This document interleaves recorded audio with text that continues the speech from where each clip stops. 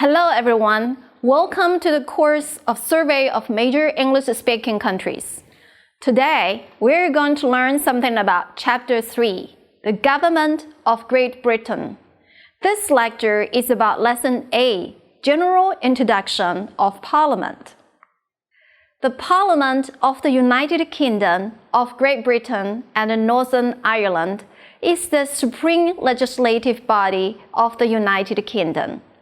It alone possesses legislative supremacy and thereby ultimate power over all other political bodies in the United Kingdom and the overseas territories. Parliament has three parts, consisting of the sovereign, that is, the Queen in Parliament, the House of Lords, and the House of Commons. The two houses meet in the Palace of Westminster. The word parliament comes from the verb to parler, that is, to discuss or talk. The term was first used officially in 2036 to describe the gathering of feudal barons and representatives from countries and towns which the king occasionally summoned if he wanted to raise money. Traditionally, medieval kings were supposed to meet their own royal expenses out of their own wealth. If extra resources were needed, for example, if a king wanted to wage a war, which he frequently did, he would try to persuade the Great Council. A gathering of leading wealthy barons which met several times a year to give him some extra money. By the 13th century, kings found they could not make ends meet by asking for money from this quite small group, and so they widened the Great Council to include representatives of countries, cities, and towns to get them to contribute to his projects. It was in this way that the Great Council came to include both those who were summoned by name and representatives of communities. These two houses exist today, and collectively we call them the Parliament. The Parliament of the United Kingdom is one of the oldest, dating back to the late 13th and early 14th centuries. The main function of the British Parliament is to make laws, provide the means to carry out the work of the government, and scrutinize government policy. The Parliament of Great Britain was officially formed in 1707 following the ratification of the Treaty of Union by Acts of Union passed by the Parliament of England and the Parliament of Scotland. Both Acts of Union states that the Kingdom of Great Britain be represented by one and the same Parliament to be styled the Parliament of Great Britain. With the global expansion of the British Empire, the United Kingdom Parliament has shaped the political systems of many countries as ex-colonies, and so it has been called the Mother of Parliaments.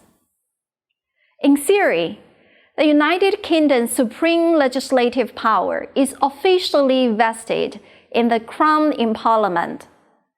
However, the King or Queen normally acts on the advice of the Prime Minister, and the powers of the House of Lords are limited to only delaying legislation. Thus, the political power goes to the House of Commons in Parliament. Today, in Parliament, the British monarch has all authority but no power. The King or Queen appoints the Prime Minister and every year opens the sessions of Parliament in a historical and ritual ceremony. Historically, this ceremony used to take place in the autumn, but since 2012, it has been brought forward to May. This is the only regular time when the members of both houses come together. The second major function of the king or queen is to sign new laws passed by Parliament. A bill does not become law until it has received royal assent, meaning that it has been signed by the king or queen. The last major function of the king or queen is his or her weekly meeting with the Prime Minister. By tradition, the Prime Minister informs the king or queen, who is head of state, about important affairs of state and government businesses and asks for opinions. With over 60 years of experience, the current Queen Elizabeth II has acquired great experience in managing affairs of state and an unparalleled experience of international relations, and now acts as an experienced advisor of all political persuasions. The House of Lords is the upper house of the British Parliament. The House of Lords includes 3 different types of members. The Lords Spiritual, consisting of the most senior bishops of the Church of England, and 92 hereditary peers, sitting either by virtue of holding a royal office or by being elected by their fellow hereditary peers, and the Lords Temporal, consisting mainly of life peers appointed by the sovereign on the advice of the Prime Minister. The Parliament consists of about 750 members, most of whom are life peers. These life peers are mostly former members of the House of Commons or former senior officials, judges, or former business leaders or trade union leaders. Each government and opposition party have the right each year to propose new life peers. As mentioned above, the House of Lords cannot block bills proposed by the government in the House of Commons, and it can only delay some bills. It is rare that the House of Lords use of this power, other than in exceptional cases, for the laws to act against the wishes of an elected government would be constitutionally unacceptable. Thus, almost all the bills from the House of Commons are approved quickly by the Lords and returned for a second reading with some proposals for modifications or improvements. It is up to the House of Commons to accept or reject these proposals. The essential role of the House of Lords is to discuss non-controversial subjects or examine in detail projects for which the House of Commons does not have time. The House of Commons is the main house of British Parliament in terms of legislative power. It is a chamber composed of 650 members elected by British citizens. The life of a parliament is 5 years. According to an ancient tradition, members of parliament are elected under a system of a relative majority in one round of voting. This means that the candidate with the most votes in an election is elected, whether or not he or she has an absolute majority of votes. Each member of parliament represents a territory or constituency. Since 1902, the British Prime Minister has always been a serving member of Parliament, elected to the House of Commons, and most ministers, often all ministers, are members of the House of Commons too. The government is formed by the party that has a majority of seats in the House of Commons. Members of the government sit in the front row of benches in the House of Commons, directly opposite the leaders of the opposition. Most of the time, the debates in the House of Commons are devoted to projects of government legislation. Most bills are put forward by the government ministers.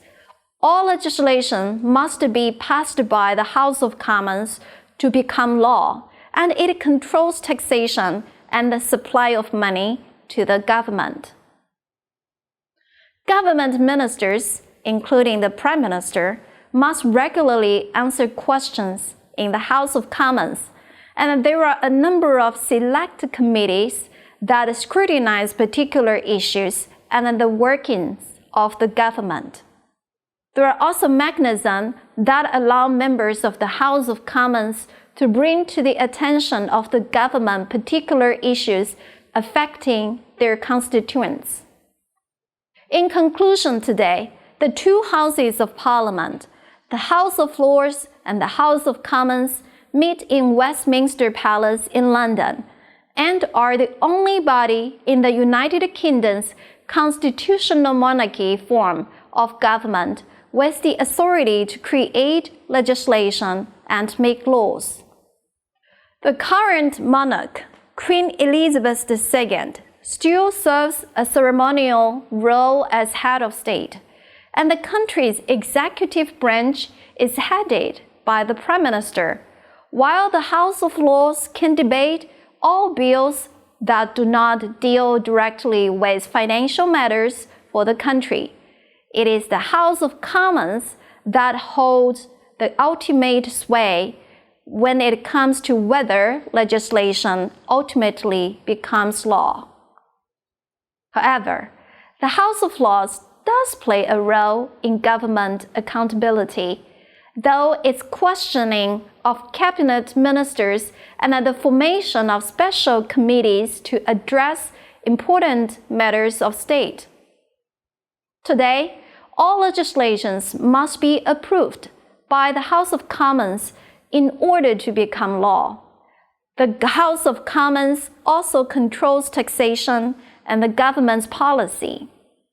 And in a system somewhat different from that of the United States, government ministers must regularly answer questions in the House of Commons.